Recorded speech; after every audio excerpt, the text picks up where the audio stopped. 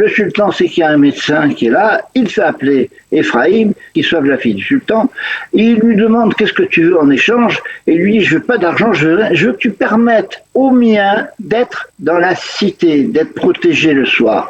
Et il obtient cette autorisation.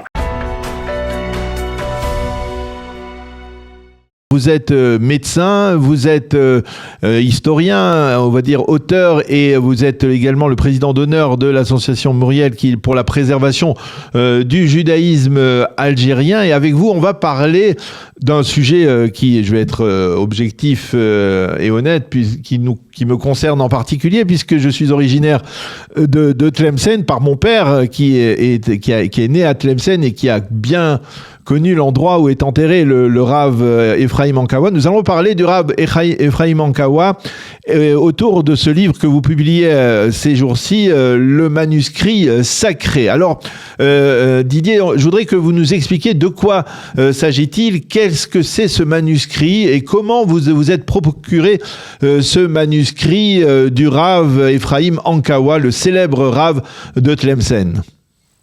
Oui, alors il y a plein d'histoires là-dedans.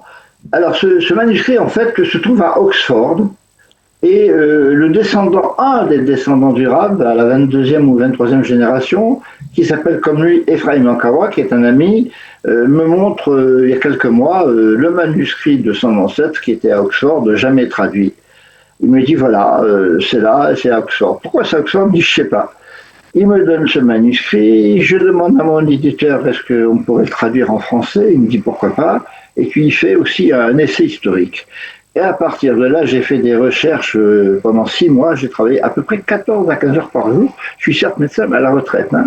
Et donc j'ai pondu cet essai historique de plus de 350 pages qui parle non seulement d'Ephraïm Ankawa, mais d'Israël Ankawa, son père vif en Espagne, à Écija, et non pas à Séville, qui fut le premier martyr d'Espagne.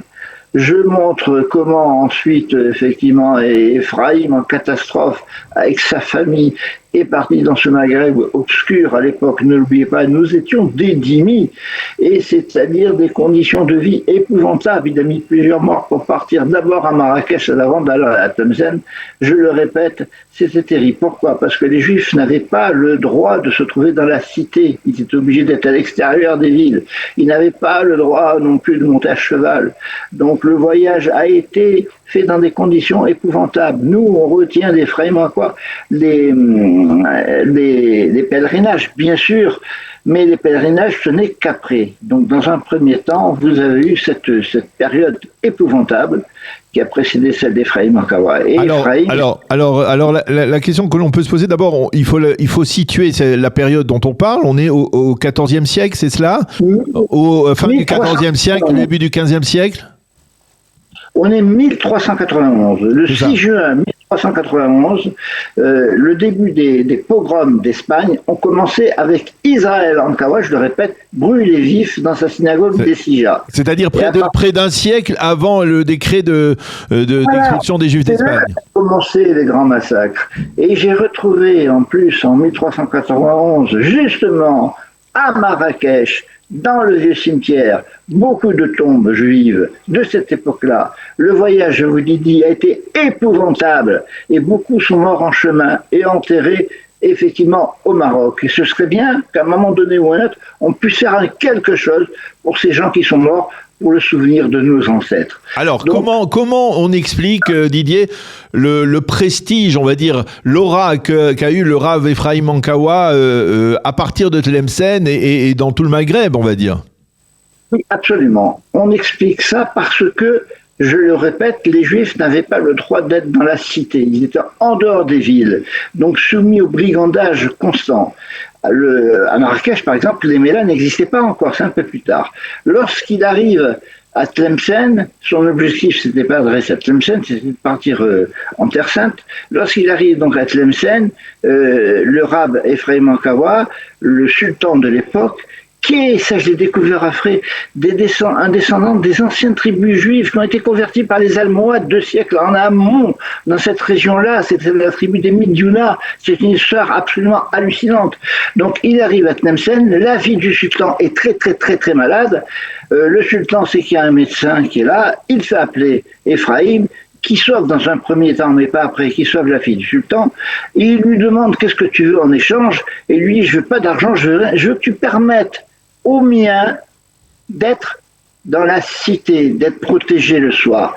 Et il obtient cette autorisation. J'ai même retrouvé une preuve musulmane de cet acte-là, qui se trouve dans le livre, à la page 137, une fatwa négative, enfin pour les Arabes, positive pour nous, qui montre qu'effectivement le sultan a bien permis aux Juifs, parce qu'on n'avait que des preuves juives pour l'instant, ouais. On n'avait pas des preuves. J'ai trouvé cette preuve qui permet donc aux Juifs d'être dans la ville.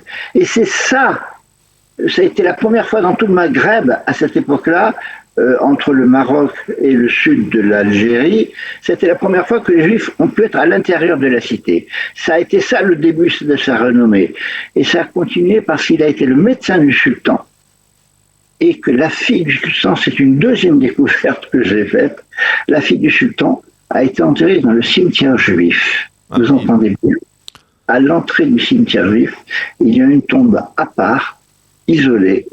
On avait attribué initialement parlant à un rabbin qui s'appelait Al-Ashkar, qui est faux, et qui s'appelle, cette tombe, ça s'appelait Erkies. Et là j'ai fait des recherches très longues, et c'est effectivement du berbère ancien, qui veut dire la fille du chef.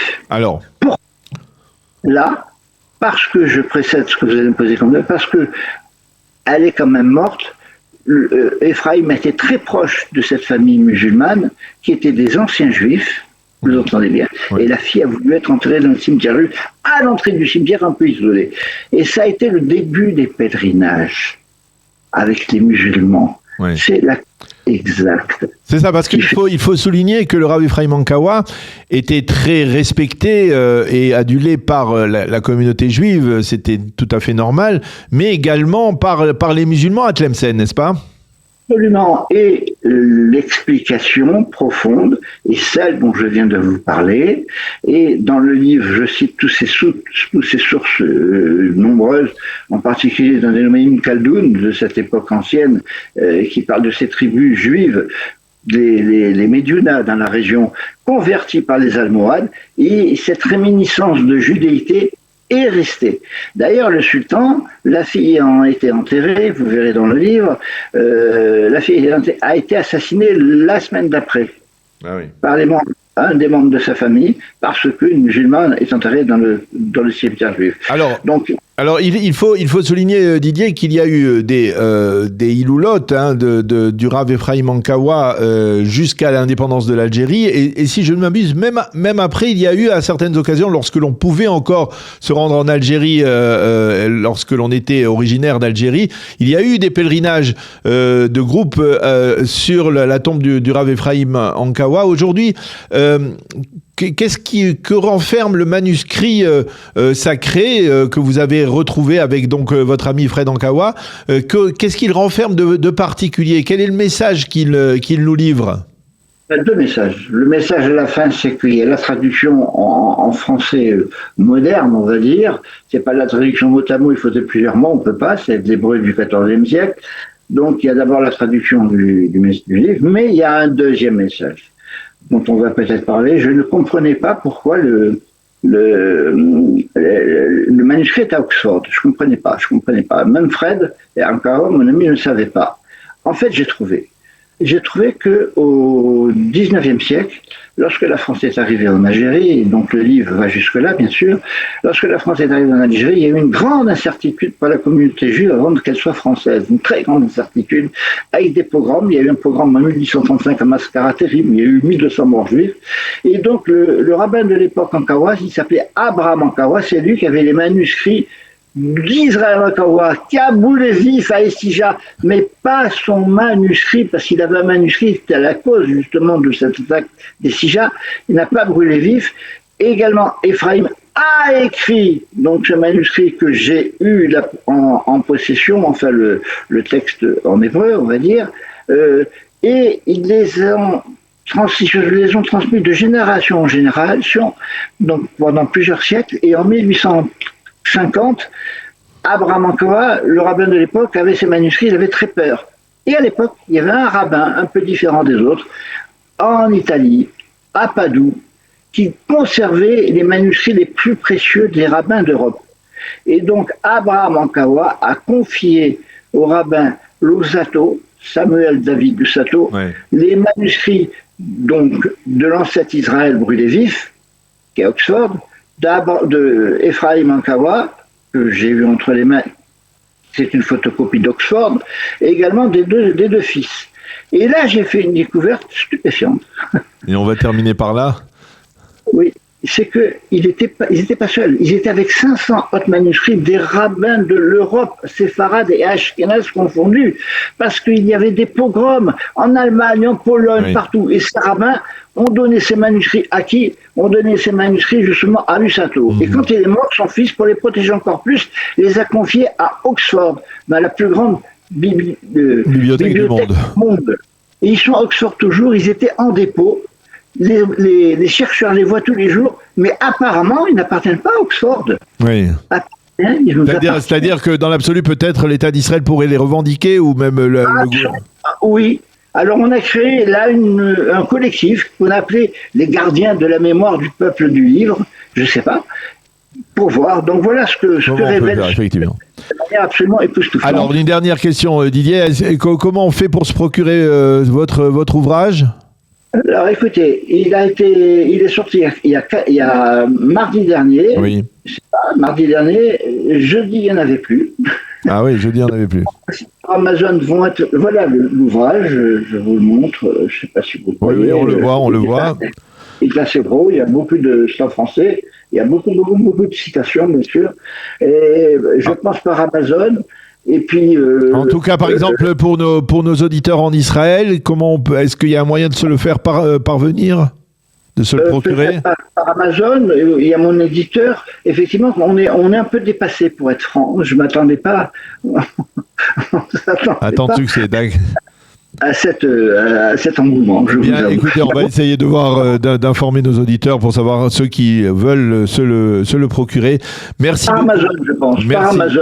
Merci beaucoup, encore une fois. Merci beaucoup, Didier Nebo, d'avoir accepté de répondre à nos questions et de nous avoir présenté donc ce manuscrit sacré qui retrace l'œuvre et la vie du Rav Ephraim Ankawa et de son père, le Rav Israël Ankawa, une sommité rabbinique d'Algérie, enterré toujours à Tlemcen. Merci beaucoup d'avoir été avec nous ce matin. Bonne journée, à bientôt. Merci vous aussi.